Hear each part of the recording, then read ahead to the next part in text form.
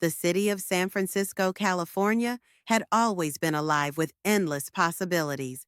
The Golden Gate stood tall in the distance, fog curling gently around its towers, as 28-year-old Lily Anderson walked briskly down Market Street.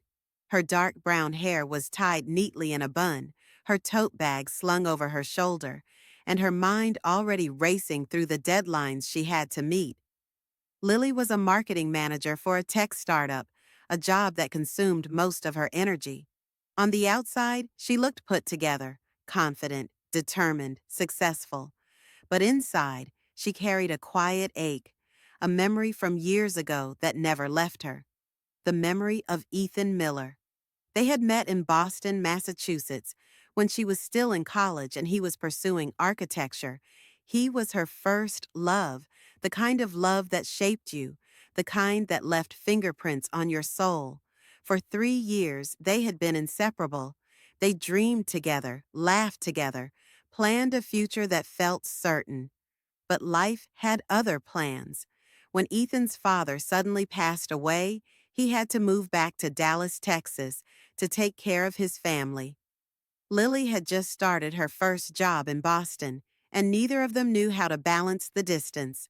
Calls grew shorter, visits less frequent, and eventually, silence took over. Lily told herself she had moved on, but in truth, every time she passed by a bookstore, every time she saw sketches of buildings in a magazine, every time she heard a song they once loved, she thought of him. And fate, it seemed, wasn't finished with them. It happened on a rainy Thursday afternoon. Lily had stopped by her favorite bookstore, Bayleaf Books, to escape the storm. The smell of coffee and old paper filled the air, soothing her restless mind. She reached for a novel on the shelf, only for her hand to brush against someone else's. "I'm sorry," she murmured, pulling back. But when she looked up, her breath caught. It was him, Ethan Miller. His hair was a little shorter now, his jawline sharper, his eyes the same warm shade of hazel she remembered. For a moment, neither of them spoke, the sound of rain tapping against the windows filling the silence between them. "Lily?" His voice was gentle, almost disbelieving. She froze. "Ethan?" For a heartbeat, it felt as though time itself had folded in on them, pulling the past straight into the present. They sat together at the cafe inside the bookstore, both uncertain, both overwhelmed. "I didn't expect," Lily began, but her voice trailed off.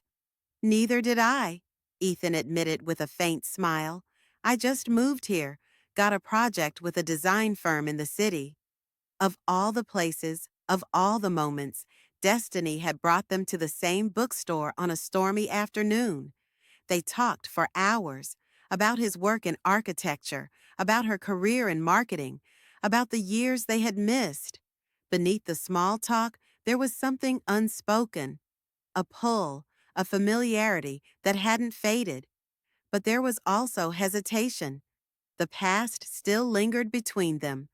Over the following weeks, they met again, sometimes for coffee, sometimes for long walks along the Embarcadero, sometimes at the bookstore where it all began. The more they talked, the more old memories returned.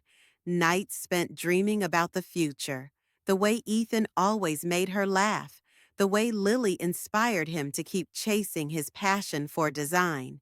Yet with those memories came the reminder of why they ended. One evening, as they walked across the Golden Gate Bridge, Lily finally said what had been weighing on her. "Why didn't you fight for us back then?" she asked softly. Ethan stopped walking. The wind whipped around them, the city lights glowing in the distance. "I wanted to," he said, "more than anything. But I was drowning, Lily. My family needed me. I thought letting you go was the only way you could live the life you deserved." Her chest tightened.